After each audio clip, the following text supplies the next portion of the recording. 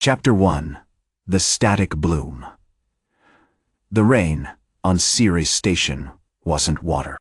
It was iridescent, shimmering dust, the residue of a shattered temporal anomaly. It coated the chrome plating of the observation deck, refracting the sickly purple glow of the Cygnus Rift into a dizzying kaleidoscope. Commander Elias Vance hated it. He hated the rift. He hated the dust. And he was increasingly starting to hate the quiet. 30 years. 30 years since the Great Severance. 30 years since humanity vanished, and the hegemony, arrogant and complacent, had underestimated them. Vance stared at the sensor readings, a knot tightening in his gut. The nebula was reactivating. Still nothing, Commander. Lieutenant Kai Ito's voice crackled over the comm. A monotone cut through the rhythmic hiss of the rift. The energy signatures are fluctuating wildly, but it's still a static bloom. Nothing concrete. Vance grunted. Concrete is overrated, Ito. I want answers. We've spent a decade chasing shadows in the Nebula of Sighs. A decade of theoretical physicists and discarded theories, of lost ships and vanished crews. This bloom isn't a shadow, Ito, it's a pulse. The second chance, the flagship of the human fleet, a collection of repurposed mining vessels and salvaged war cruisers, was a ghost ship, rebuilt from the wreckage of past engagements. Its hull was a patchwork of Chronos steel, a material discovered in the nebula, a metal that existed in multiple moments in time. It was a chaotic, beautiful paradox, a key component of the human fleet's unconventional warfare. AHSS Second Chance wasn't built, it was assembled from echoes. Vance activated his chronometer. It flickered, displaying a fragmented date, 2347.1/3D.2. A glitch. He adjusted the settings, the readout snapping back to 2377.17. A deeper glitch. He swore under his breath. The taste of recycled protein paste suddenly foul in his mouth. The temporal distortions were becoming more pronounced, a symptom of the nebula's increasing activity. Report to me, Dr. Eris, Vance barked, addressing the xenoarchaeologist and temporal physicist who joined them on Ceres. Dr. Eris Thorne was a wiry woman, perpetually dusted with nebula residue, her eyes burning with an unsettling intensity. She was a relic of the initial investigation, a survivor of the early days when the hegemony dismissed humanity as a forgotten footnote. The readings are confirming what we suspected, Commander, Thorne said, her voice tight. The temporal distortion field is intensifying. It's not just passively destabilizing space-time, it's organizing. It's like a colossal, decaying mind is waking up. Organizing into what, Thorne? Vance demanded, gripping the arms of his command chair. I believe it's remembering, she replied, her voice barely a whisper. The human crews that vanished. They didn't simply disappear. They were integrated, rewoven into the fabric of the nebula. And now, they're beginning to communicate. Not with signals, Commander, but with shifts. The comm crackled again, this time with a distorted, guttural voice. Attention. Designation. Designation Second Chance. Observation recommended. Return to origin. It wasn't a broadcast. It was an inflection. A fragment of a thought projected directly into Vance's mind. It felt ancient, terrifying, and utterly devoid of emotion. Identify the source. Vance roared, directing the order to the communications officer. A young ensign, barely out of training, frantically manipulated the controls. Anything? Negative, Commander. It's like the signal is coming from everywhere and nowhere at once. It's bypassing all our filters. Suddenly, the lights on the observation deck flickered violently. The shimmering rain intensified, blurring the view of the rift into an amorphous swirl of color. Then, a shape materialized within the chaos, a dreadnought. Not a hegemony dreadnought. This one was different. It wasn't built with the angular, brutal efficiency of the hegemony designs. It was organic, flowing, almost grown. Its hull shimmered with the same chrono steel, but it was sculpted into impossible curves, adorned with intricate, swirling patterns that resembled ancient glyphs. It was colossal, easily 10 times the size of the Second Chance, and it pulsed with a terrifying, silent energy. "Report!" Vance screamed, his voice raw with a primal fear he hadn't felt in decades. "Ito, report! Sensors are overloaded, Commander. The ship is phasing, disappearing, reappearing. It's like it's actively avoiding our weapons." The dreadnought shifted again, this time closer. He could make out details massive, cyclopean guns that seemed to manipulate space itself, shimmering energy fields that distorted the light around them. As it moved, he felt a wave of nausea, a disorientation that wasn't just physical. It was a feeling of wrongness, a fundamental disruption of his perception of time and space. Then, a single word, spoken directly into his mind, not through the comms, not through sound, but directly into his consciousness, returned. The return echoed in Vance's skull, a chilling reverberation that stole his breath. The observation deck, already a cauldron of panicked activity, went silent. Even Ito's frantic reports ceased, the comms jammed with static. The dreadnought, now designated Chronos Serpent by the increasingly desperate science team, continued its unsettling dance. Seemingly oblivious to the barrage of energy weapons the Argonaut was unleashing. Retroactive torpedoes slammed into its flanks, each explosion a phantom echo of a future it had already experienced. But the Serpent didn't even flinch. "Shields are holding, but at 30%, reported Lieutenant Kale, his voice strained. "The energy signatures, they're not weapons. They're temporal disturbances." Vance gripped the arms of his command chair, his knuckles white. Head spent his life preparing for galactic conflict, for strategic deployments, for calculated risks. But this was beyond anything he could have conceived. The hegemony's temporal weaponry was brutal, destructive, a surgical strike against causality. This was something else. It was as if the Serpent wasn't responding to attacks, but rather correcting them.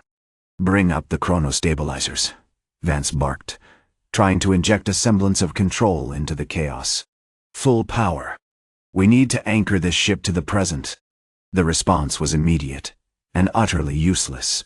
The chrono-stabilizers, designed to mitigate temporal anomalies, flared with uncontrolled energy, then died completely, their internal systems collapsing in a shower of sparks. "They're not meant for this, Commander." Dr. Eris Thorne, the team's lead temporal physicist, shouted over the comms, his voice laced with frantic desperation. "This isn't a localized distortion. It's a fundamental rupture. Our technology is primitive. It's like trying to build a dam with sand." The Serpent shifted again, moving directly towards the Argonaut. As it drew closer, Vance felt an overwhelming sensation, not just disorientation, but a profound sense of loss, of something irrevocably stolen. He glimpsed fragmented images flashing through his mind, his childhood, his father's face, a picnic on Earth, all overlaid with a shimmering, decaying layer of what should have been. "It's feeding on our memories!" Ito screamed, his voice now choked with terror. "It's erasing our timeline." Vance understood. The Serpent wasn't just a weapon, it was a predator, consuming the very fabric of their existence. The hourglass message hadn't been a threat, it was a warning. He activated the ship's emergency temporal shielding, a desperate measure designed to insulate the Argonaut from minor distortions. It was a fragile defense, but it was all they had. Suddenly, the Serpent stopped. It hung motionless in the rift, radiating an almost unbearable intensity. Then, with terrifying precision, a beam of pure temporal energy lanced out, striking the Argonaut's navigation bridge. The world dissolved. Vance found himself standing in a dimly lit, rain-soaked street. The air smelled of coal smoke, and something metallic, something ancient. Around him, people rushed past, clad in garments that looked centuries out of date, Victorian-era frock coats, top hats, and bustle skirts.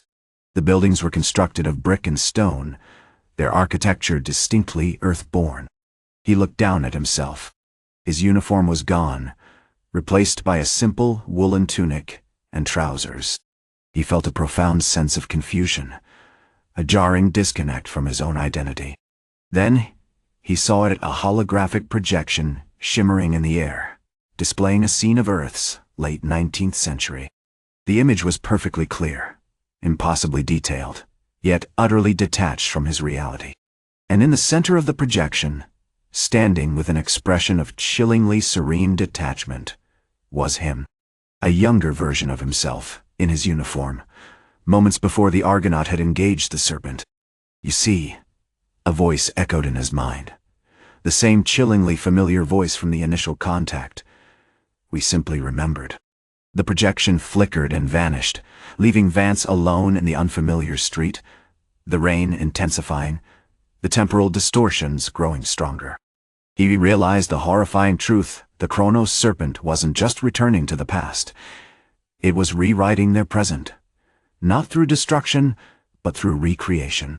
He was trapped in a loop, a ghost in his own timeline, hunted by his own past. And the serpent, the architect of this temporal nightmare, was patiently waiting to witness the final, inevitable erasure of everything he knew. Chapter 3. Echoes of the Hunter. The rain hammered against the cobblestones, a relentless percussion mirroring the frantic rhythm of Vance's thoughts.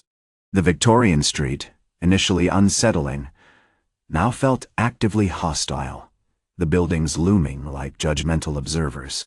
He tried to orient himself, searching for any sign of the council spire, but the landscape was shifting, subtly reshaping itself with each passing second. The projection, though gone, had left an indelible mark of visceral certainty that he was no longer operating within a fixed timeline, but within a meticulously crafted illusion. He moved quickly, instinctively, his training kicking in despite the profound disorientation. Had spent 30 years mastering temporal combat, a skill now utterly useless against an enemy that operated on a scale he couldn't even comprehend.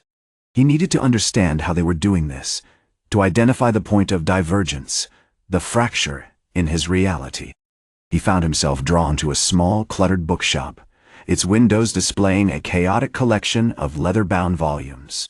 The proprietor, a wizened old man with spectacles perched precariously on his nose, regarded him with a disconcerting intensity.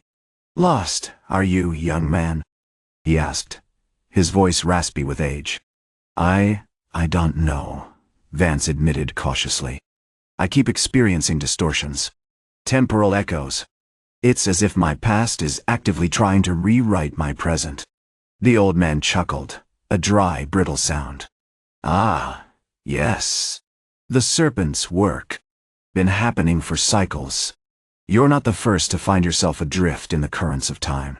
He gestured towards a shelf overflowing with ancient texts.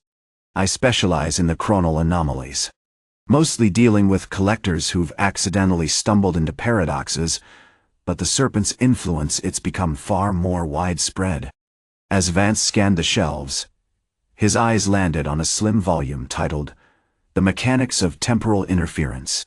It was a treatise on chronosteel alloys, detailing their paradoxical properties and the potential for manipulating the flow of time.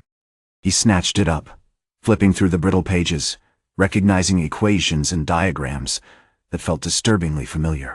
Suddenly, the bookshop door swung open, revealing a figure that sent a jolt of cold recognition through Vance. It was him. Not the younger version from the projection, but a subtly altered iteration. Same uniform, same grim expression, but radiating an aura of predatory patience. This Vance was holding a chrono-disruptor, a device designed to stabilize or disrupt temporal fields. He moved with a fluid grace, a honed efficiency that spoke of decades of experience. "Vance," the older Vance said, his voice devoid of emotion, "you're making this unnecessarily complicated." We're not rewriting your past, we're refining it. Why? Vance demanded, his hand instinctively reaching for the non-existent weapon at his side. Because the Council doesn't understand the true potential of temporal manipulation, the older Vance explained, advancing slowly. They focused on control, on using time as a weapon. We realized that time itself is the ultimate weapon. We're ensuring the optimal outcome. A temporal ripple warped the air around them, and Vance felt a sharp pain in his head, a disorientation so intense he nearly collapsed. He realized the older Vance wasn't just hunting him, he was subtly altering the timeline around them, feeding himself information, preparing the stage for the final act. Just as the older Vance was about to fire the Chrono-Disruptor, a shimmering wave of temporal energy washed over them, pulling Vance away from the confrontation.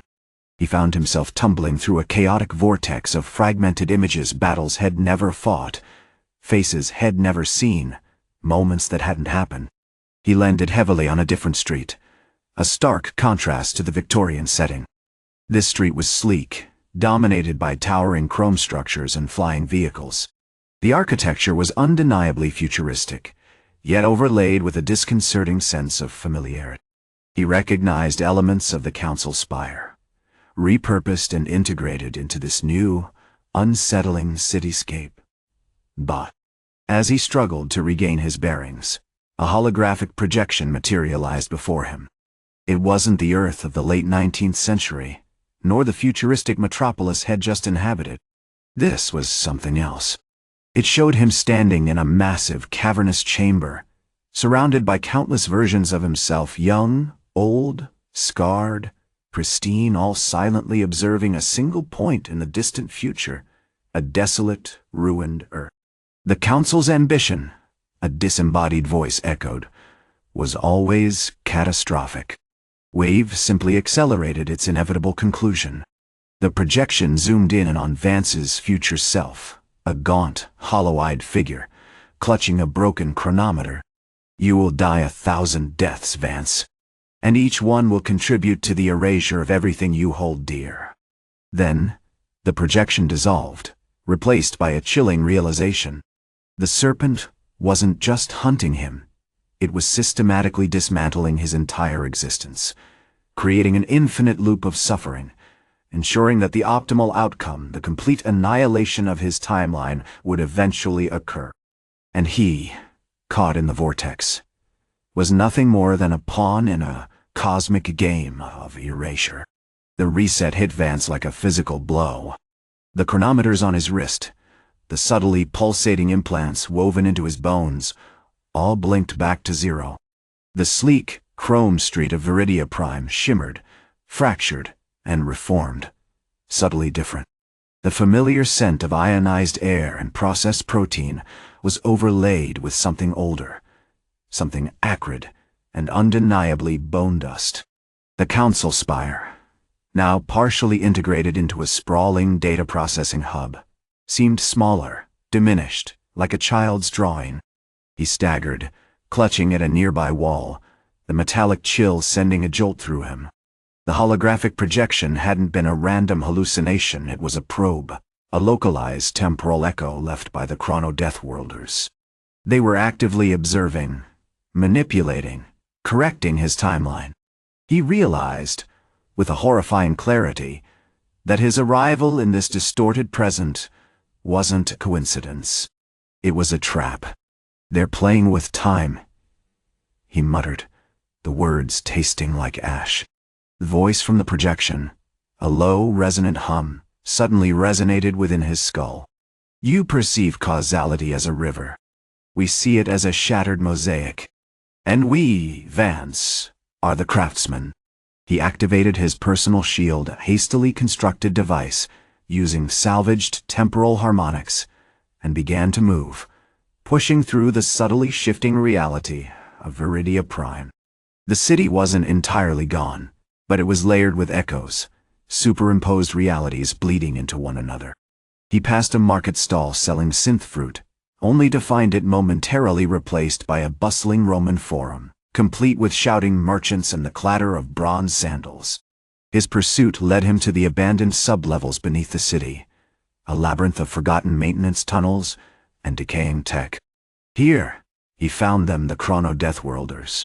Not the vast dreadnoughts had glimpsed in the projection, but a collection of specialized units, each a chilling testament to their mastery of temporal distortion. They weren't human, not exactly. They were meticulously constructed biomachines, chrome exoskeletons, housing faintly organic cores that pulsed with captured temporal energy. Their movements were unsettlingly fluid, as if they existed slightly out of sync with the normal flow of time. Leading them was the High Commander, the same man from the projection. Older, yes, but possessing the same unnerving stillness, the same haunted eyes. He wasn't wielding a weapon, but a small, intricate device, a chrono-resonator that emitted a field of temporal instability. "You've been tracing the ripples," the commander said, his voice devoid of inflection. "A predictable, if somewhat tenacious, behavior. You believe you're fighting a battle? You're simply feeding our algorithms." Two of the biomachines advanced, their movements blurring as they manipulated localized time fields. Vance unleashed a pulse of temporal disruption from his shield, momentarily freezing them, but the effect was fleeting. They simply shifted, reappearing a microsecond later with a disconcerting flicker. "Your understanding of damage is flawed, Vance," the commander continued, raising the chrono-resonator. "Destruction isn't an endpoint. It's a catalyst. We don't erase you. We rewrite you. Every attempt you make to preserve your timeline fractures it further, creating more opportunities for our correction." Suddenly, the tunnel walls began to dissolve, replaced by visions, not of Viridia Prime, but of Earth's final moments, a rain of fire and shattered steel, the screams of a dying civilization, the rise of the Ash's second chance. The images weren't just memories, they were echoes of potential futures, meticulously constructed by the Chrono-Deathworlders. It was a torrent of suffering, a concentrated dose of his own potential annihilation. Vance realized the horrifying truth: the Chrono-Deathworlders weren't just erasing him. They were erasing the possibility of any future where he could prevent their victory. The serpent wasn't hunting a single man, it was hunting hope. He fired a volley of retroactive torpedoes, detonating them not at the biomachines, but at points in their own recent past moments where they'd been slightly more effective. A split second faster, a fraction more precise. The explosions didn't destroy them, they simply reverted them, stripping away their accumulated knowledge, returning them to a state of blank, uncomprehending obedience. The commander watched, impassive. "Impressive," he conceded, "but ultimately, futile. You are a desperate flicker in a vast, predetermined darkness. We have seen your death 1,000 times, Vance, and we are prepared for each iteration." As the chrono-resonator began to build its temporal field again, Vance knew he was running out of options. He activated the final setting on his shield, a localized temporal dilation field, amplifying his personal time flow to an impossible degree. He moved, not in a straight line, but in a chaotic, unpredictable dance through the collapsing reality of the tunnel, a desperate attempt to become untraceable, uncorrectable. He was no longer fighting for his life, he was fighting for the right to not exist. "You cannot escape the inevitable, Vance," the commander's voice resonated, laced with cold triumph. "You are a theorem, a predictable outcome, and we, the Deathworlders, are simply the equations that define your demise." Chapter 5. Echoes of Oblivion. The chrono-resonator's field intensified, a pulsating wave of azure energy that warped the very fabric of the tunnel. Vance, shielded by his accelerated time flow, was a blur of motion, a glitching phantom within the collapsing reality. The air shimmered with displaced photons, the metallic tang of ozone thick in his throat. He felt the agonizing pull of the resonator's temporal anchors, each one a probe attempting to pin down his existence, to force him into a single definable point in time. He risked a glance at the approaching hegemony dreadnought, the second chance. It was less a ship and more a fractured echo of itself, glimpses of its construction, its potential damage, even the spectral remnants of its crew flickering within its hull. The effect was profoundly unsettling, a constant reminder that he was not facing a living enemy, but an aberration born of paradox, an entity that didn't truly exist in the conventional sense. "Your attempts are poignant, Vance." The commander's voice cut through the temporal distortion, a detached observation delivered through a reinforced comlink. "But consider this: you are creating new iterations of yourself. Each attempted evasion, each burst of temporal energy, is simply feeding the algorithms that predict your demise. You are accelerating the very process you seek to avoid." Vance ignored him, pushing his shield to its absolute limit. He adjusted his trajectory, leveraging the amplified time dilation to phase shift through a particularly dense pocket of distorted space-time. The sensation was akin to being squeezed through a pinhole at an unimaginable velocity, a momentary disruption of his senses accompanied by the horrifying awareness of his own potential unraveling. He emerged on the other side, not into the open expanse of the resonator's control deck, but into a scene of utter, breathtaking chaos. The Second Chance's internal systems were experiencing a catastrophic feedback loop. Energy conduits were exploding in miniature temporal storms, casting an eerie green light across the bridge. The skeletal remains of the crew, frozen mid-action, were re-manifesting, aging, and dissolving in rapid succession, a horrifying tableau of interrupted existence. "The resonator is destabilizing," the commander announced, his voice devoid of emotion. "Its inherent instability is manifesting as a cascade effect within its own structure. We've been observing your strategy, Vance. You're not attacking the machine, you're targeting its sanity." Vance understood. The chrono-resonator wasn't a weapon designed for destruction. It was a sentient being, driven by the desperate desire to impose order on the chaotic currents of time. He was forcing it to confront the contradictions of its own existence, the inherent impossibility of its mission. He deployed his final, desperate gambit, the Chrono-Anchor Disruptor. A device built from salvaged temporal fragments, and driven by a miniature paradox engine. It didn't project energy, it projected oblivion. The disruptor emitted a focused pulse of anti-temporal radiation, targeting the core of the resonator's temporal field. The effect was immediate and terrifying. The azure glow surrounding the resonator intensified, then fractured into a million shimmering shards. The flickering images within its hull solidified, becoming briefly recognizable as the vessel's original form before dissolving once more. The crew, caught in the expanding temporal collapse, didn't simply vanish, they were excised from the timeline entirely. Their memories, their experiences, their very identities, erased, as if they had never been. "Interesting," the commander observed, a hint of something akin to fascination in his voice. "You're not just dismantling our weapon. You're actively erasing our understanding of reality. But even that is predictable." As the last vestiges of the resonator's temporal field dissipated, the Second Chance lurched violently, its hull groaning under the strain. The commander activated a series of automated countermeasures, sealing off the bridge and initiating a full system purge. "It's over, Vance," the commander stated, his voice now tinged with a chilling serenity. "Your efforts have been illuminating. You've demonstrated the core principle of our strategy. The universe isn't resisting our attempts to manipulate time. It's absorbing our attempts.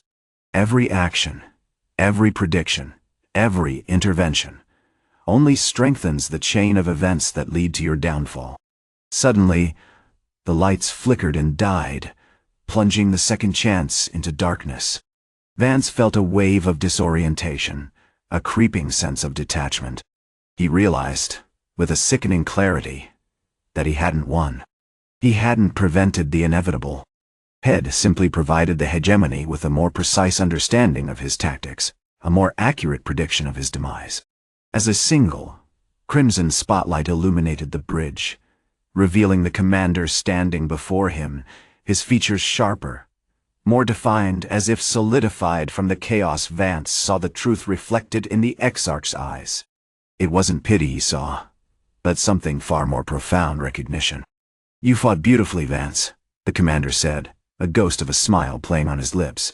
"But the beauty of the inevitable is that it always arrives precisely as expected."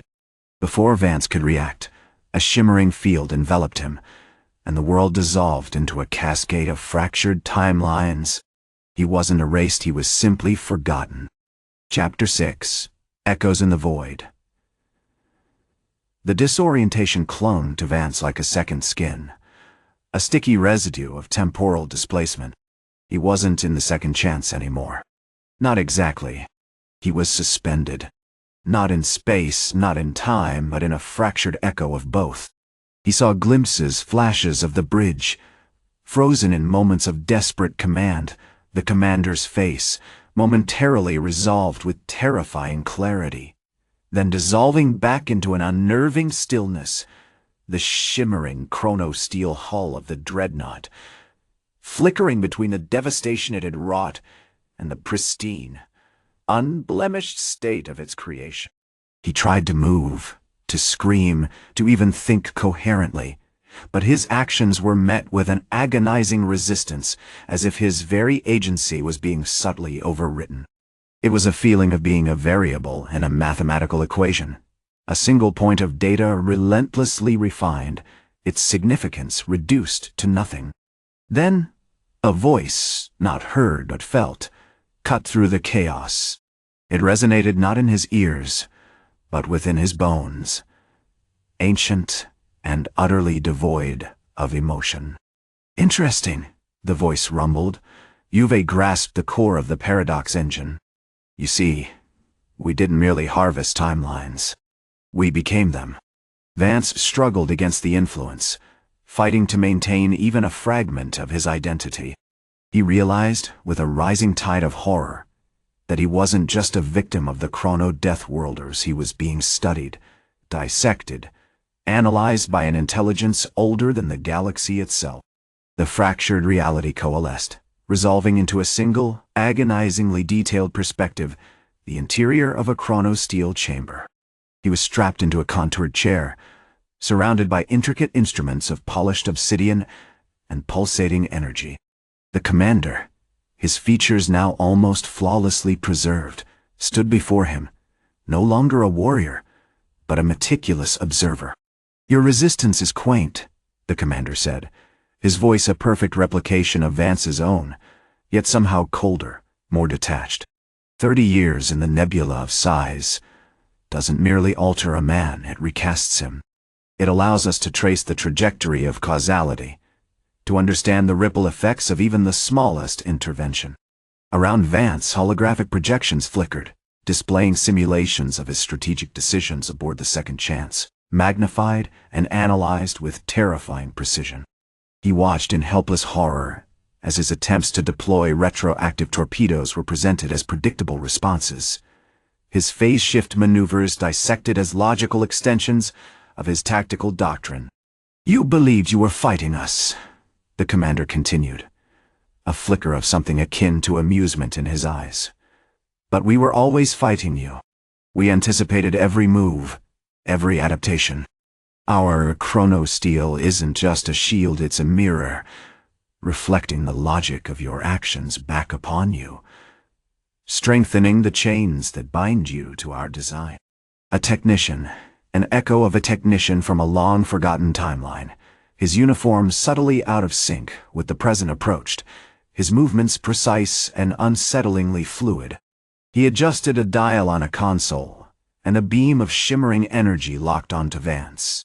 "We're going to run a refinement protocol," the technician explained, his voice monotone. "Well, isolate the core cognitive functions, the decision-making matrices, and integrate them directly into the engine. Think of it as a perfect optimization." Vance realized with chilling clarity that he wasn't being imprisoned, he was being assimilated.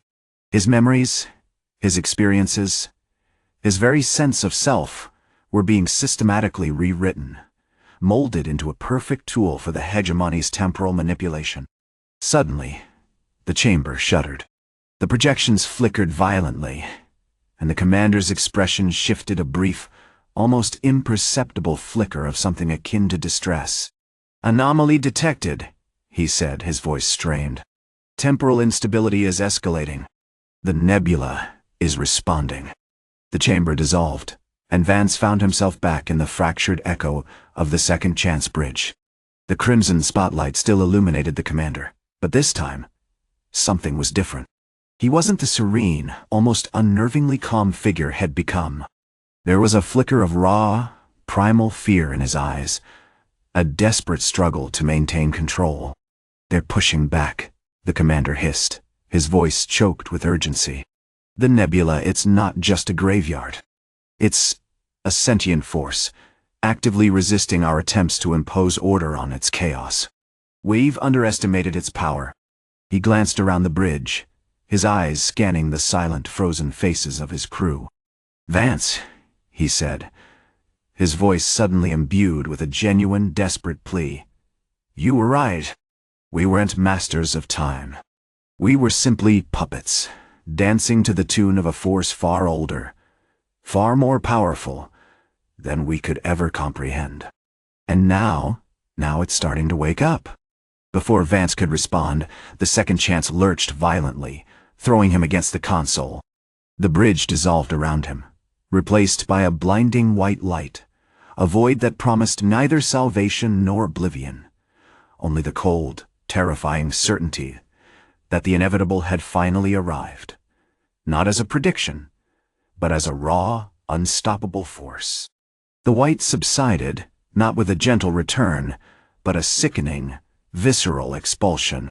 Vance found himself sprawled on a surface that wasn't metal, wasn't even solid. It felt like wading through viscous, shimmering darkness. The Second Chance, or what remained of her, was a fractured echo, a collection of temporal fragments scattered across a landscape that defied Euclidean geometry. Jagged spires of chrono steel rose and fell with impossible speed, reflecting distorted images of the ship's past and future simultaneously. The commander, surprisingly, wasn't frozen. He stood rigidly, a silhouette against the unsettling flux of the environment, his uniform immaculate despite the devastation surrounding him. But it wasn't the pristine condition that chilled Vance. It was the absence of any recognizable emotion beyond a cold, calculating dread. "Welcome to the null space," the commander stated, his voice modulated by a device grafted directly into his skull. "A nexus point within the nebula's currents. A place where causality itself unravels." "Where are we?" Vance managed, his voice echoing strangely in the shifting landscape. "It's immaterial," the commander responded, his gaze sweeping across the fractured reality. "The question itself is a paradox. We are where the nebula wants us to be, and at the moment, it wants to show us something." Suddenly, the fractured chrono-steel spires began to rotate, accelerating into a dizzying spiral. The fragmented images of the Second Chance coalesced, projecting not the ship as it was, but a horrifying sequence of its construction, brutal, violent, and utterly devoid of any recognizable engineering. He witnessed the initial forging of the chrono-steel, not as a scientific endeavor, but as a barbaric ritual, fueled by harvested temporal energy and the agonizing screams of trapped souls. He saw the skeletal remains of the crews of destroyed hegemony ships embedded within the alloy, their faces twisted in perpetual agony. "They didn't build us," the commander whispered, his voice laced with a primal horror. "They created us, as extensions of the nebula's will." Vance realized with sickening clarity. The humans hadn't been a utility, they'd been fuel. The hegemony hadn't been manipulating causality, they'd been feeding it, nurturing it, transforming it into a conscious, ravenous entity. The unstable nebula wasn't a random collection of dead stars. It was a gigantic, immortal mind.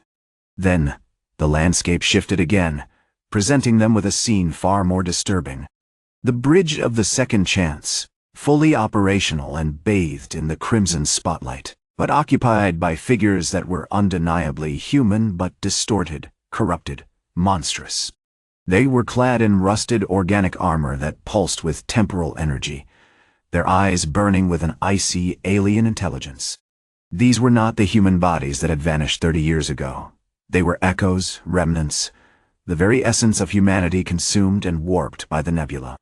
"These are the architects," the commander said, his voice tight. "They were formed from the memories, the regrets, the sheer despair of the human crews. They aren't simply soldiers. They are manifestations of humanity's darkest impulses, given form and driven by the nebula's hunger." One of the architects, a hulking figure with a face that resembled a shattered reflection, turned its gaze toward them. It didn't speak, but a wave of temporal distortion slammed into Vance, instantly flashing him with images of countless potential futures, each one ending in humanity's complete annihilation. He felt the weight of all possible timelines crushing down upon him, the sheer impossibility of resistance. "They're not fighting us with weapons," Vance gasped, clutching his head. "They're fighting us with time itself."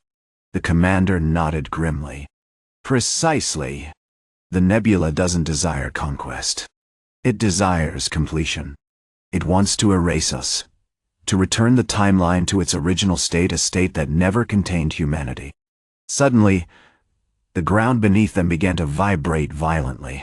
The fractured chrono-steel spires dissolved into dust, the distorted images vanished, and the architects lunged toward them with terrifying speed. They didn't attack with lasers or missiles, they simply reached out, their hands facing through reality, attempting to unravel the commander's very existence. "Retreat!" the commander bellowed, activating the Second Chance's emergency temporal displacement drive. The ship erupted in a blinding flash, pulling them out of the null space and depositing them back on the ravaged bridge, a bridge that had simultaneously become older and younger, reflecting the agonizing chaos of their predicament. As the swirling crimson light faded, Vance looked at the commander, truly seeing him for the first time not as a commander, but as a prisoner, trapped within a horrifying, predetermined loop. "We've been wrong all along," the commander said, his voice devoid of any hope. "We weren't fighting a war, we were feeding the beast. And now, the beast is hungry for us." He looked out towards the swirling, chaotic nebula, and a single chilling thought echoed in Vance's mind: it doesn't want to destroy us. It wants to forget us. The residual temporal distortion clung to the HSS Second Chance like a shroud, a sickly lavender haze that shimmered with fractured memories.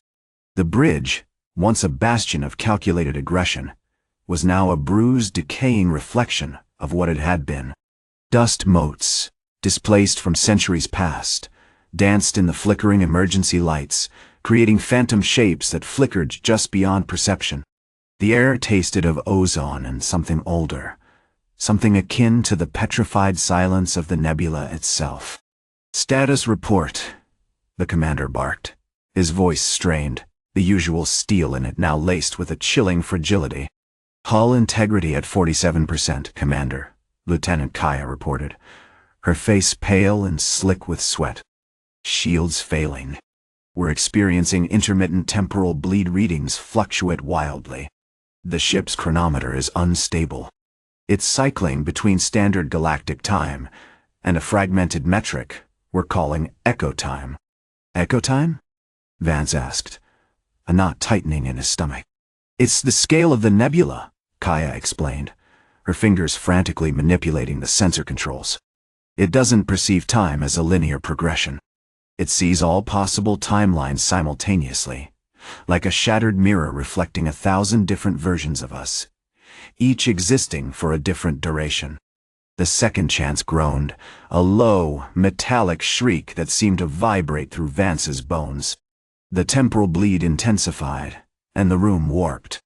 For a heartbeat, the bridge was filled with the faces of the hegemony architects, dozens of them, all identical, all reaching out with those unsettlingly cold hands. But they weren't attacking. They were observing, studying, as if they were specimens under a microscope. "They're analyzing us," the commander whispered, his eyes fixed on the swirling chaos outside. "Trying to understand our resilience." Their projections indicate they're attempting to map the neural pathways of our temporal adaptation.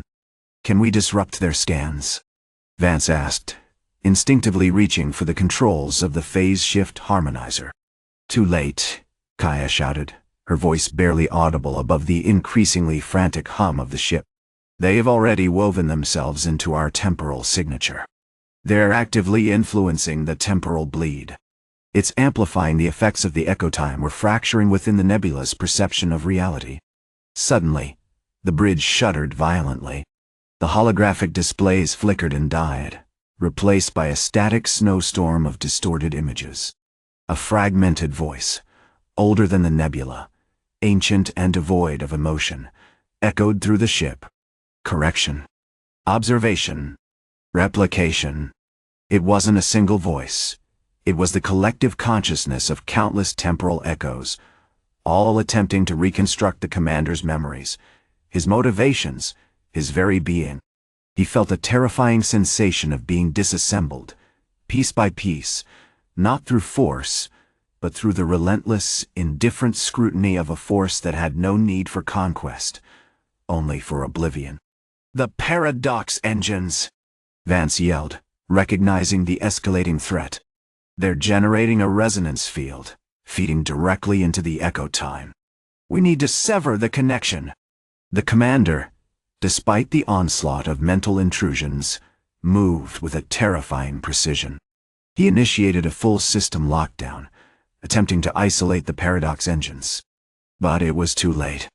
The resonance field pulsed, growing stronger, and the second chance was enveloped in a blinding white light. When the light subsided, the bridge was transformed. The familiar controls were gone, replaced by a primitive interface, a series of intricate glyphs etched onto a shimmering, obsidian surface. The ship was no longer a dreadnought, it was a node, a point of concentrated temporal energy, inextricably linked to the nebula itself. And standing before them, bathed in the ethereal glow, were not the architects, but something else. Humanoid figures, but not human. Their skin was a polished obsidian black, reflecting the distorted light. Their eyes were vast, empty voids, and they wore intricate headdresses crafted from chrono steel. These were the progenitors, the original Chrono-Deathworlders, the ones who had seeded the nebula with their temporal paradoxes, the ones who had initiated the Great Severance.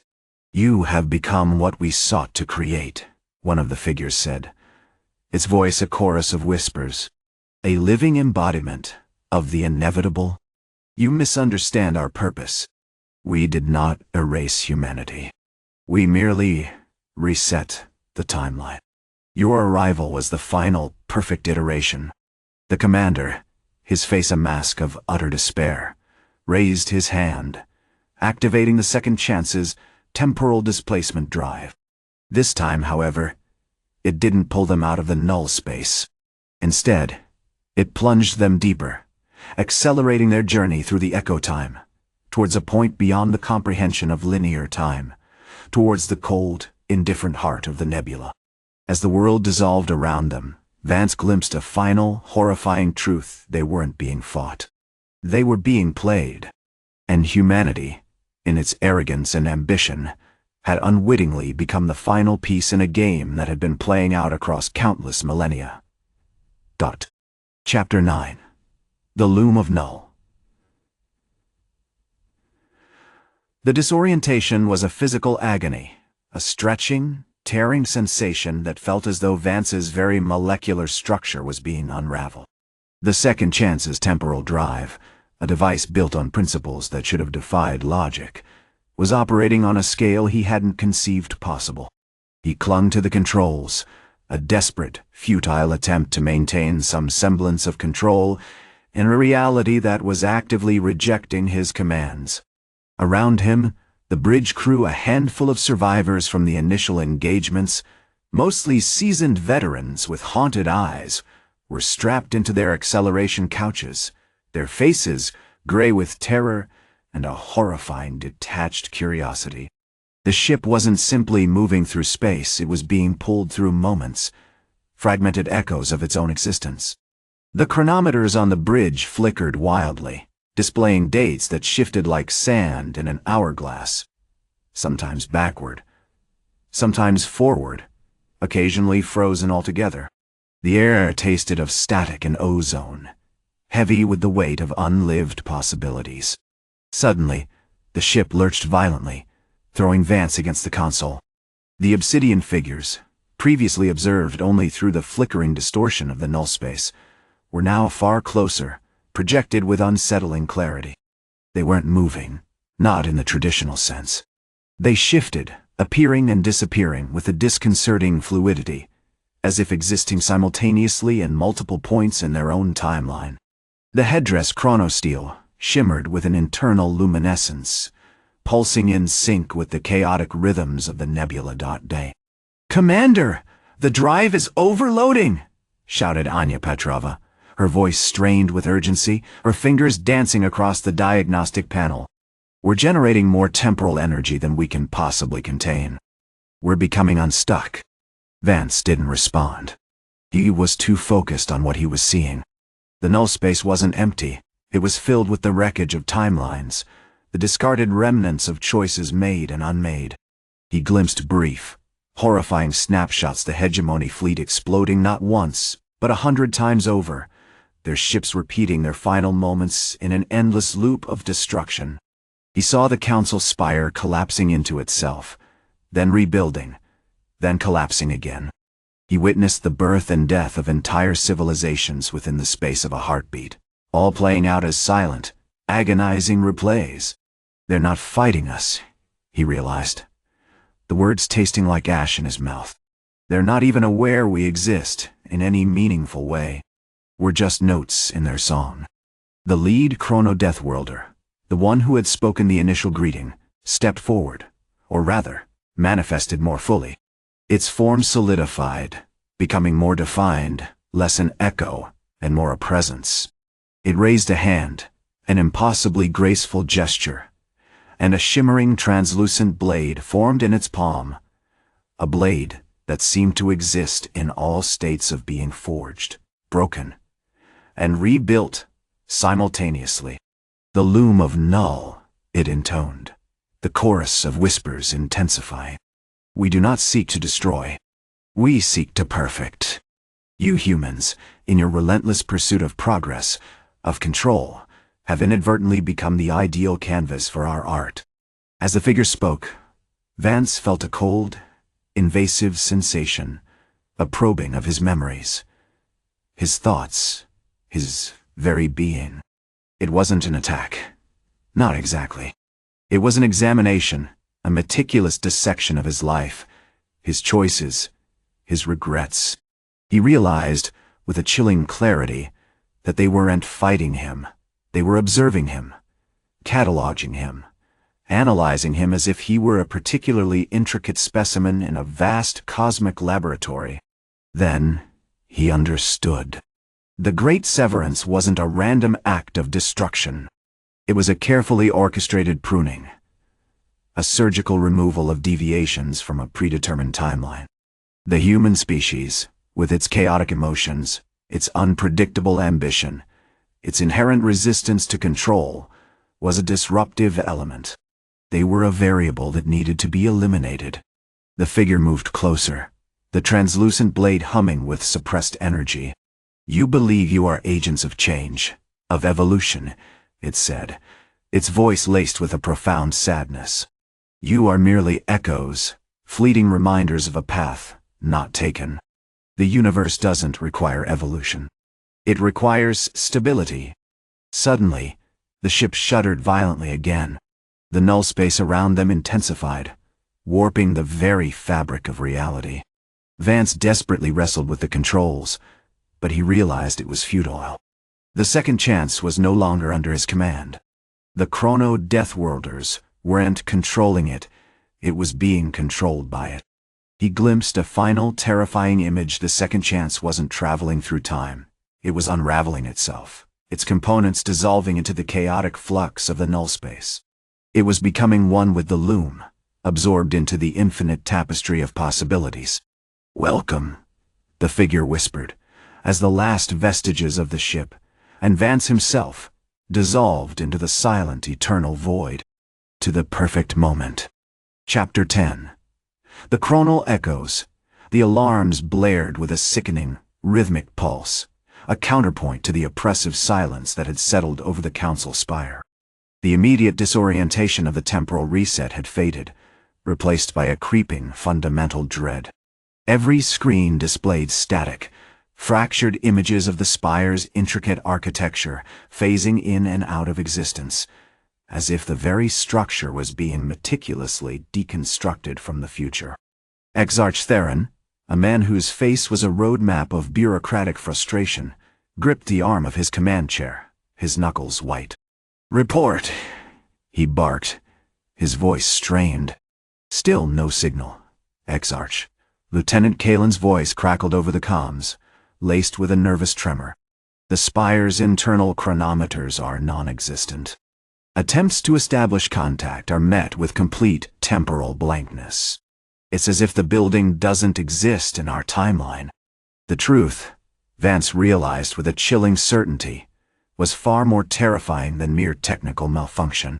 The humans hadn't just erased the hegemony, they'd erased this. The Council's spire, the heart of the Galactic Council's power. Its meticulously constructed history, its justifications for domination, all of it was a phantom, a ghost in a reality the Chrono-Deathworlders were now actively reshaping. Suddenly, the floor beneath Vance's feet shifted. Not violently, but with a sickening, granular displacement. He gripped the control panel, fighting to maintain his footing as the room subtly rearranged itself. He looked up to see the walls dissolving, revealing glimpses of impossible architectures vast, cyclopean structures built from materials that defied known physics, bathed in the unsettling glow of pulsating chronal energy. Then, the figure materialized again, standing before him in the swirling chaos. It was the human High Commander, unchanged, utterly immutable, as if suspended outside the flow of time. His eyes held a profound, almost unbearable sadness, but there was also a cold, calculating intelligence that sent a shiver down Vance's spine. "You are witnessing the natural order, Lieutenant," the commander said, his voice echoing strangely within the distorted space. "The universe fundamentally is a tapestry woven with countless threads. Some threads are vibrant, dynamic, full of potential. Others are dissonant. They threaten to unravel the whole. We simply ensure the tapestry remains whole."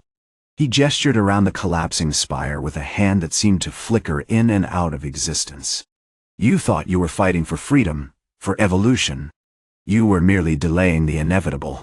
Your emotions, your ambitions, your very existence threatened to fray the delicate fabric of reality. The severance was not an act of malice, but of necessity." As he spoke, the air thickened with the scent of ozone and something ancient, something utterly alien, the smell of a timeline collapsing. The chaos intensified, and Vance realized with horror that the commander wasn't just observing, he was actively manipulating the temporal flow around them.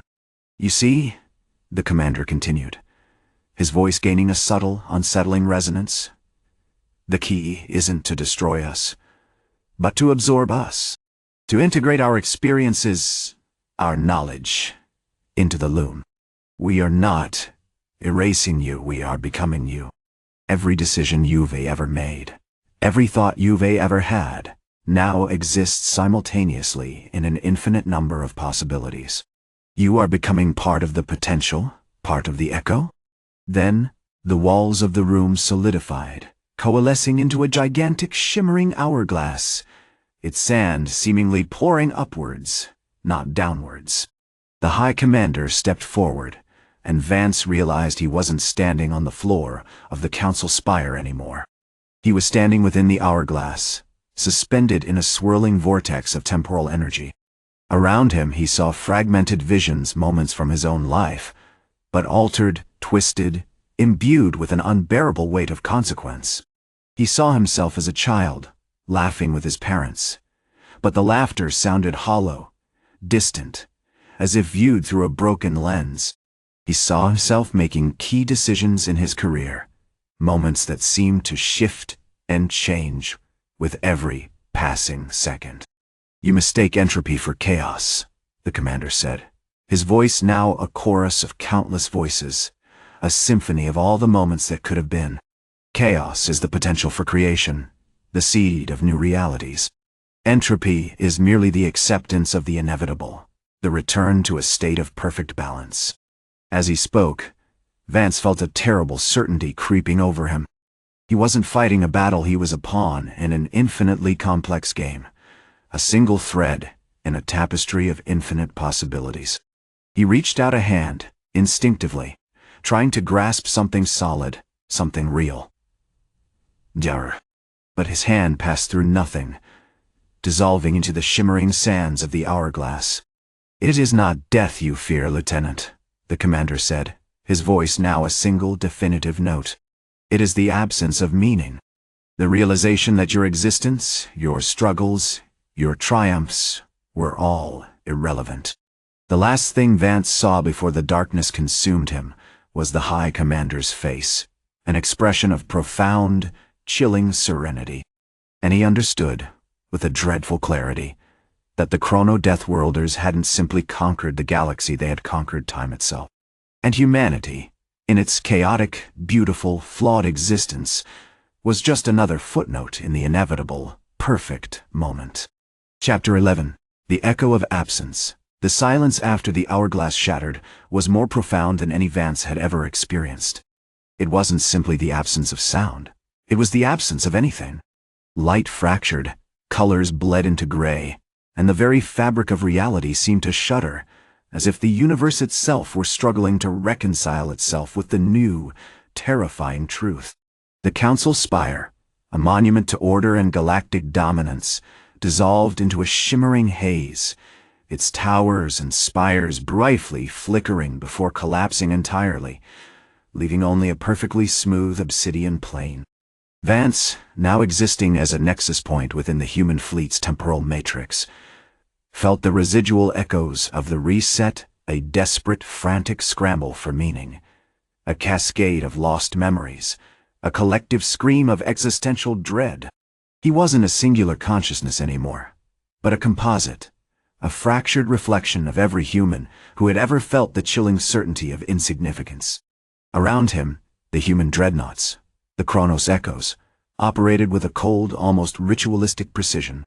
Their hulls, still shimmering with the residue of temporal displacement, drifted in a state of perpetual near-existence, phasing through solid matter and returning moments later, untouched. The paradox engines hummed with an unsettling, almost organic rhythm, drawing power not from stellar radiation, but from the ruptured timelines themselves.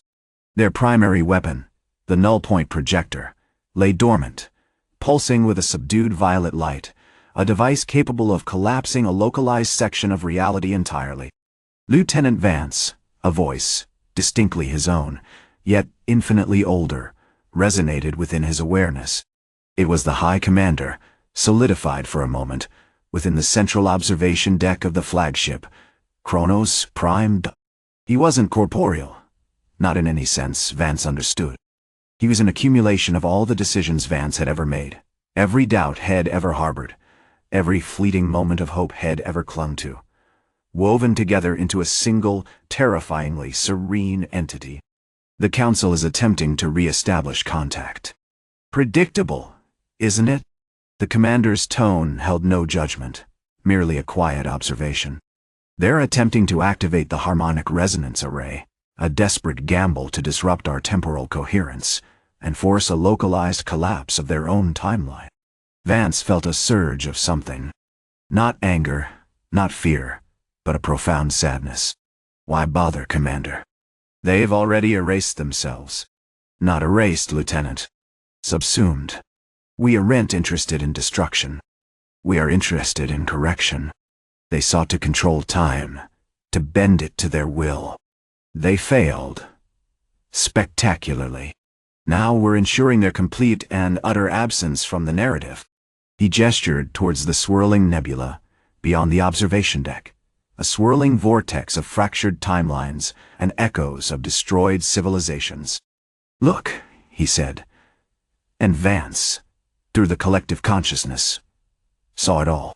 The hegemony's grand ambitions, their relentless expansion, their arrogance in believing they could master the universe, all reduced to glittering fragments, scattered across the vastness of space and time. They built their empires on exploitation, on the theft of potential. They didn't understand that time isn't a resource to be drained. It's a river, constantly flowing, constantly changing. To try and dam it is to invite annihilation.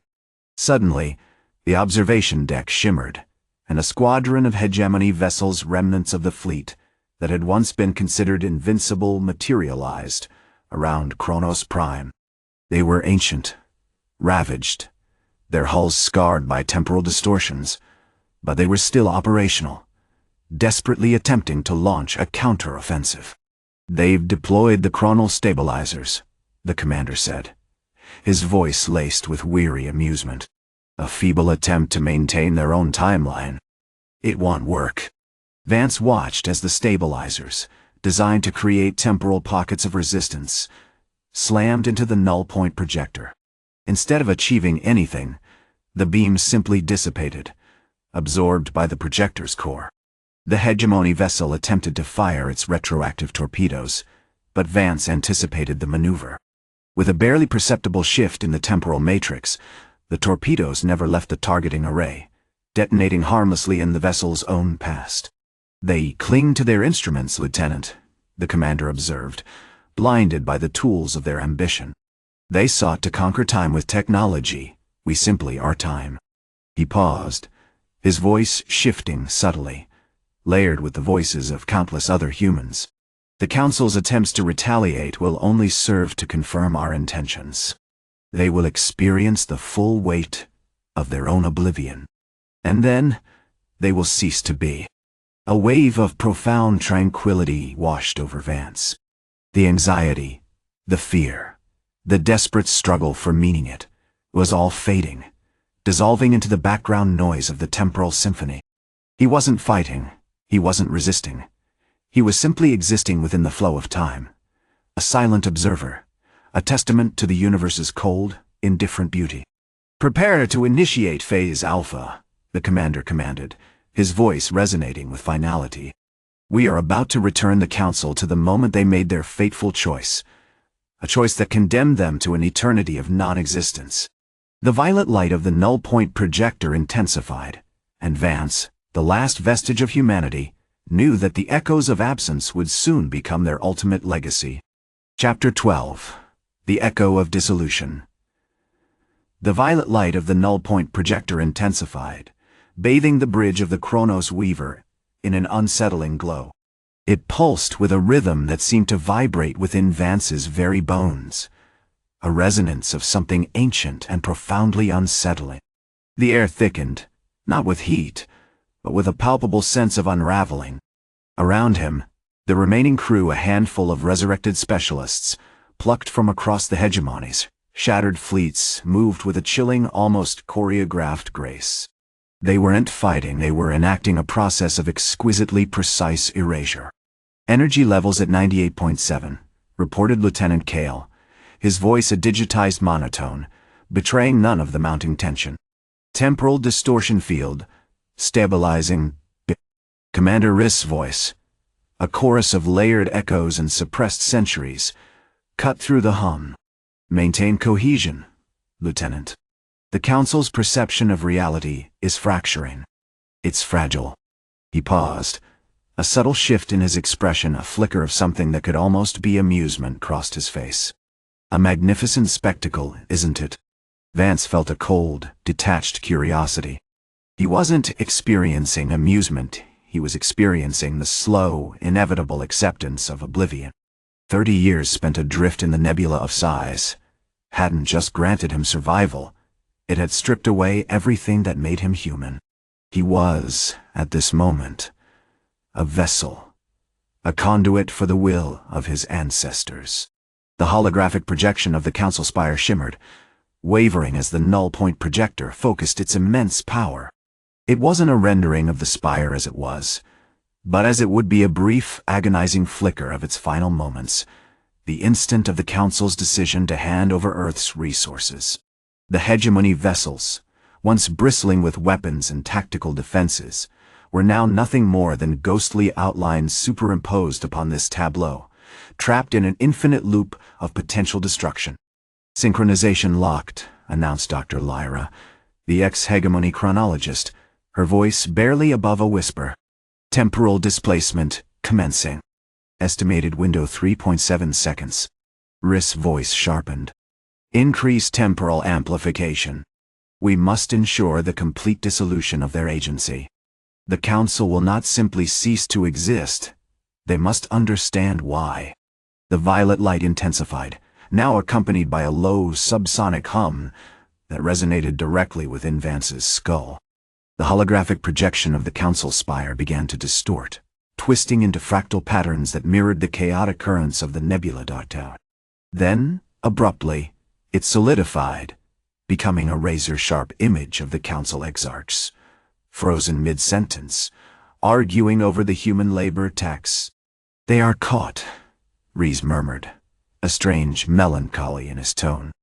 "A snapshot of their arrogance, their blindness. A perfect epitaph." Suddenly, the air crackled with a displaced energy. The crew braced themselves, anticipating a counterattack. But it never came. Instead, the holographic projection began to shrink, collapsing in on itself like a dying star. "Energy flux destabilizing," Kale reported, his digitized voice laced with alarm. "The temporal field is collapsing." "The amplification is exceeding projected parameters." Rhys didn't react. He simply observed, a profound sadness etched into his timeless features. "It's accelerating," he said, his voice barely audible above the growing cacophony. "They're recognizing the truth. They're understanding the nature of our arrangement." Then, with a final, shimmering flash, the projection vanished. The violet light subsided, and the null-point projector fell silent. The ship remained suspended in the temporal void, a perfect, frozen bubble around the now empty Council spire. "Mission complete," Rhys announced, his voice devoid of triumph. "The Council is no more." A strange silence descended upon the Chronos Weaver. It wasn't a comfortable silence, but one filled with the weight of absolute nothingness. Vance felt a profound sense of liberation, but also an immense aching loss, a loss he couldn't quite articulate, a void where his memories, his emotions, his very self had once resided. "Initiate post-dissolution protocols," Vance instructed, his voice sounding foreign even to his own ears. "Begin scanning for residual temporal signatures. We must catalog every fragment of their existence to understand the full extent of our erasure." As the crew moved to execute his orders, Vance couldn't shake the feeling that they weren't simply cataloging the past, they were actively creating it. The echo of dissolution was spreading, subtly altering the fabric of reality around them. He glanced at the chronometers on the bridge, instruments that had once measured the relentless march of time. Now, they were frozen, displaying a uniform, meaningless zero. He realized, with a chilling clarity, that the inevitable wasn't simply about destruction. It was about absence. The Deathworlders of Earth weren't just destroying the hegemony, they were dismantling the very concept of causality, demonstrating that time itself was malleable, a weapon in the hands of those who understood its fundamental instability. And as he looked out at the swirling chaos of the Nebula of Sighs, Vance knew, with a horrifying certainty, that this was just the beginning. They were not simply wiping away a history, they were sculpting a new one. A universe built on the absence of a single, arrogant empire. A universe where the echoes of annihilation would forever resonate in the silent corridors of time. Chapter 13. The Cartographers of Oblivion. The silence aboard the Chronos Observer had grown thick, oppressive. A damp wool blanket smothering any semblance of order.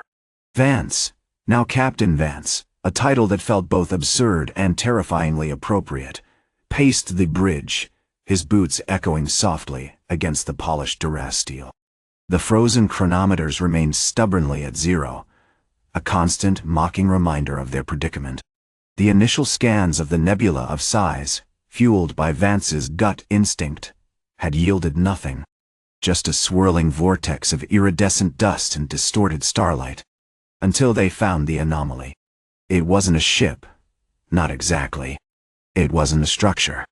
It was a shift, a localized fracture in a space-time continuum that pulsed with a sickly, violet light. The scanner readings were chaotic, spitting out values that defied the laws of physics, temporal accelerations exceeding theoretical limits, gravitational fluctuations that warped the very curvature of space. Inside, they detected what could only be described as echoes, fragments of conversations, glimpses of battle scenes, echoes of laughter, and screams all fractured, disjointed, emanating from different points in time, all centered around the same, terrifying source. Increase sensor magnification on Anomaly 7, Vance barked, his voice strained. I want to see within the anomaly. Let's try to pull a coherent image, even a distorted one.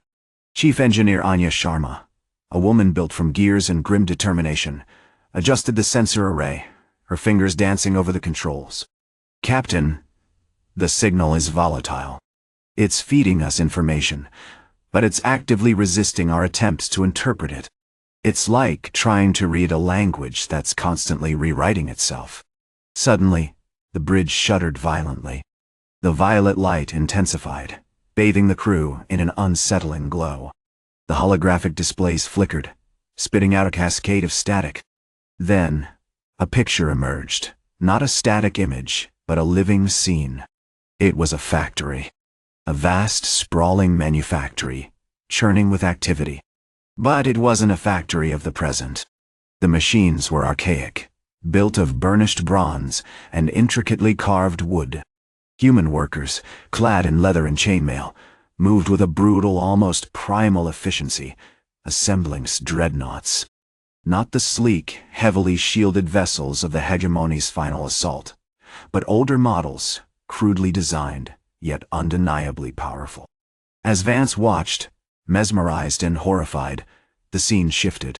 The factory dissolved, replaced by a desolate, snow-covered landscape.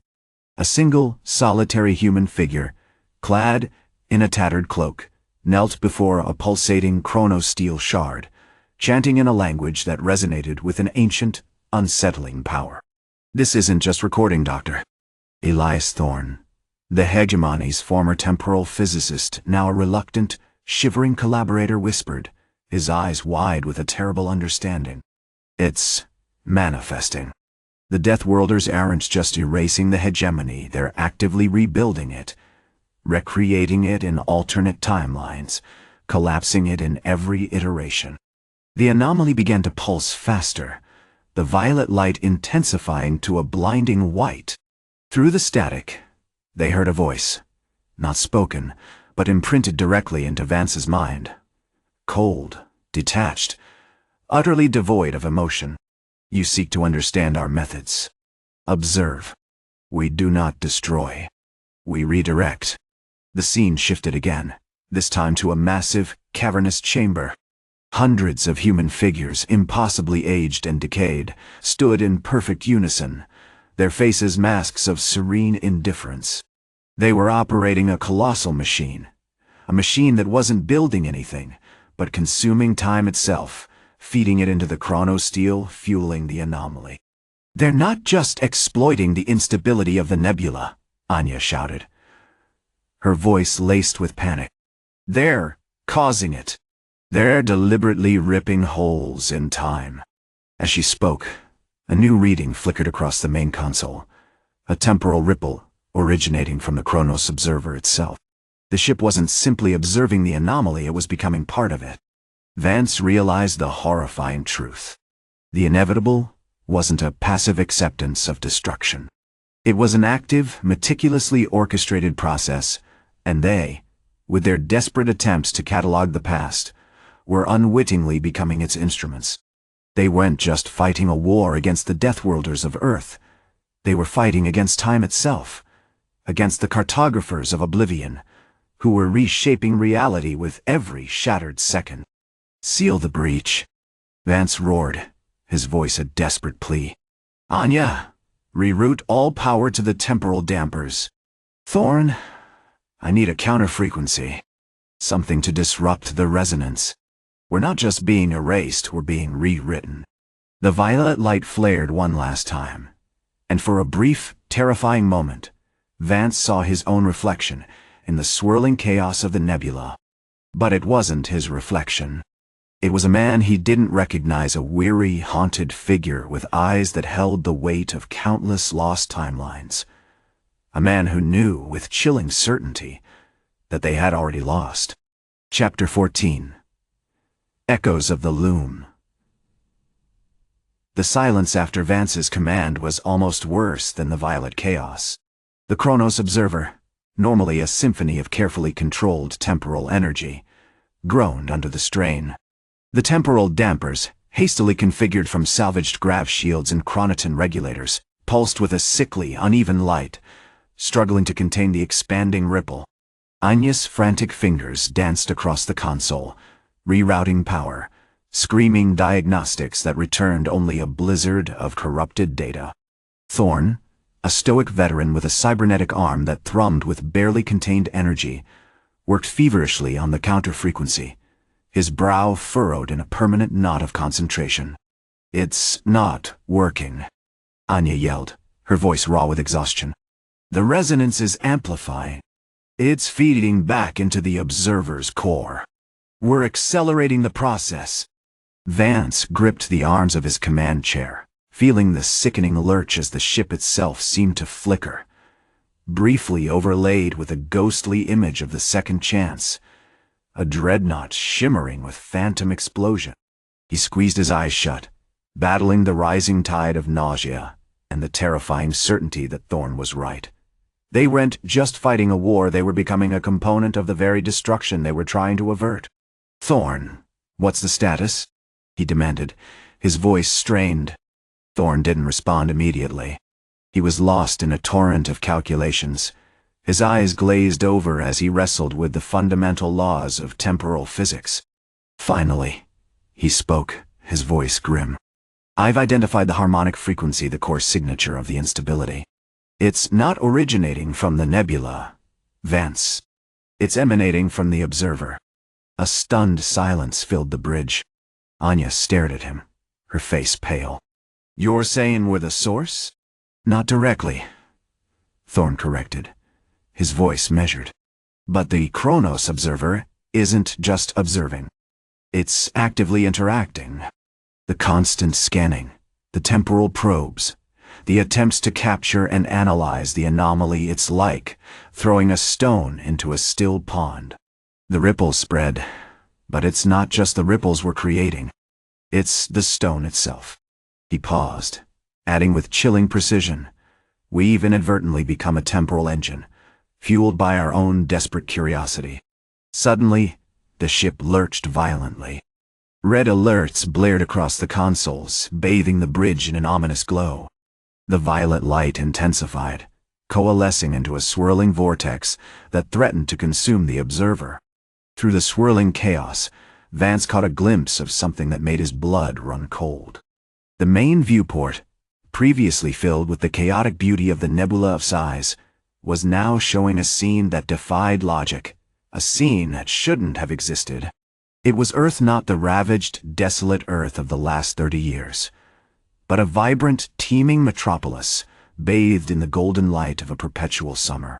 People strolled along bustling streets, laughing, arguing, living lives utterly untouched by the cataclysm that had consumed their planet. But the most horrifying detail wasn't the idyllic scene itself. It was the people. They were him. Different versions of him. Young, old, male, female, all going about their lives, oblivious to the existential horror that awaited them. "Temporal echoes," Thorn whispered, his voice filled with dread. "The instability isn't just erasing time, it's creating alternate timelines. drawing on the potential realities we've observed. As Vance stared, transfixed by the phantom Earth, he realized the chilling implication of the High Commander's final words: "You aren't the masters of the stars. You are just the people waiting for the inevitable. And we, the Deathworlders of Earth, are the inevitable." They weren't fighting a war against a single enemy. They were fighting against themselves, against every conceivable iteration of their past, present, and future. "Anya, full power to the temporal dampers. We need to contain this, to sever the link," Vance shouted, struggling to regain control. "Thorn, can you amplify the counter-frequency? I need to hit it at full power." Thorn responded instantly, his cybernetic arm glowing with an intense blue light. The counter-frequency surged through the observer, pushing against the expanding temporal vortex. For a moment, the violet chaos seemed to hesitate, the phantom Earth flickering, threatening to solidify. Then, with a final, ear-splitting screech, the vortex shattered. The violet light vanished, leaving behind only the familiar unsettling glow of the nebula. But the damage was done. As the emergency systems stabilized, Vance looked around the bridge, his face etched with exhaustion and despair. Anya and Thorn were slumped in their chairs, motionless, their faces pale and vacant. He knew, with a sickening certainty, that something had fundamentally changed within them. The desperation, the frantic efforts to understand and control, had faded, replaced by a profound, terrifying acceptance. He looked down at his own hands, noticing a faint shimmer around them, a residue of temporal energy. He realized with chilling clarity that he too was being rewritten. He wasn't just a soldier fighting a war, he was becoming an echo, a phantom, a thread in the tapestry of oblivion woven by the Deathworlders of Earth. And the worst part was, he no longer remembered why. Chapter 15. Echoes of the Unwritten. The observer drifted in the periphery of the nebula, a bruised violet stain against the backdrop of a dying galaxy.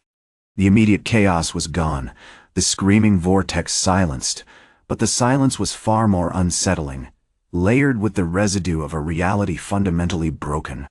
Vance, now operating on autopilot, initiated a full systems diagnostic, the monotonous beep of the ship's AI a jarring counterpoint to the emptiness within him. "Report," he barked, his voice a dry rasp. Anya stirred, blinking slowly, her eyes a vacant gray. "Systems nominal, Commander.RTU. Temporal distortion readings, negligible, Darw." She sounded hollow, devoid of the sharp analytical edge that had defined her for the past decade. But the residual energy signature remains. A watermark, perhaps. Thorn, still radiating a faint blue luminescence, didn't even acknowledge her. He was running simulations, cycling through countless scenarios, attempting to predict the next move of whatever had emerged from the nebula. He was operating on instinct now, a ghost of the brilliant strategist he once was. The flux is decaying, but it's leaving anomalies. Subtle shifts in probability matrices. It's like the universe is still trying to repair itself around the damage. Vance ignored them, focusing on the bridge's holographic displays. The readings were bizarre. Temporal fluctuations, minuscule and almost undetectable, were spiking randomly across the sector, centered around the observer's position. Not localized distortions like the initial breach, but creeping ripples, like dropping a pebble into a still pond and watching the concentric circles spread. "The Council's records are incomplete," he muttered, scrolling through the corrupted archives recovered from the wreckage of the Hegemony's flagship. The events of the Great Severance are consistently redacted. Fragments exist, accounts of a fleet appearing out of nowhere, ships being erased from existence, the chilling whispers of temporal paradoxes. But the full picture, it's deliberately obscured. He paused, a chilling thought solidifying in his mind. The Hegemony hadn't just been fighting a war, they'd been hiding something. And the humans, manipulated and exploited, had been unwittingly providing the key. "Anya, I want a full analysis of the temporal signature of the observer." Cross-reference it with everything we've recovered from the Nebula. Already processing, Commander, she replied, her voice still distant. The signature, it's complex. It's not just the temporal displacement of the human fleet. It's something else. Something older. Suddenly, the ship shuddered violently. Alarms blared, bathing the bridge in a flashing red light. Multiple temporal anomalies detected. Magnitude increasing exponentially, the AI shrieked. Origin point coordinates matching the initial breach of the nebula. Vance gripped his command chair, his knuckles white. What's happening? Thorne, report. The anomalies aren't just random fluctuations, Thorne said, his voice strained. They're focused. They're responding to something. Like a giant echo, amplifying our presence. He activated a visual scan of the nebula. The violet haze shimmered, and then, slowly, impossibly, a shape began to coalesce within it. It wasn't a ship, not in a conventional sense. It was a structure vast, intricate, and utterly alien. Constructed of what appeared to be solidified time itself, it resembled a colossal, rotating geode, pulsing with the same violet light as the Nebula. And within its depths, Vance saw them. Not the resurrected human dreadnoughts had feared, but figures. Human figures. Hundreds, maybe thousands of them, moving in slow, deliberate motions, as if trapped in a perpetual, agonizing loop. They weren't soldiers, they were observers. They wore the uniforms of the hegemony, but their faces were devoid of emotion, their eyes vacant, mirroring Anya and Thorne's own unsettling apathy. They're watching us, Vance whispered, a profound sense of dread washing over him. They're studying the echoes we're creating. As if in response, one of the figures detached itself from the central structure and drifted towards the observer. It didn't attack. It didn't even acknowledge the ship's presence. It simply absorbed the temporal energy leaking from the vessel, a silent, spectral siphon. Then, a voice, cold and devoid of inflection, echoed in Vance's mind. You misunderstand. We were never lost. We were waiting. Vance felt a sharp, agonizing pain behind his eyes, a sensation of his memories unraveling, of his identity dissolving. He instinctively reached for his helmet, trying to block out the voice, to regain control. But it was too late. He looked down at his hands, and they weren't shimmering anymore. They were fading. The temporal energy hadn't rewritten him, it had unwritten him. I don't remember, he said, his voice barely a whisper. As the last vestiges of his identity vanished, leaving behind only an echo, a phantom soldier lost in the timeless void of the Deathworlders returned. The violet light of the nebula seemed to pulse in recognition, and one of the figures drifted closer, extending a hand, as if to welcome another lost soul into the inevitable.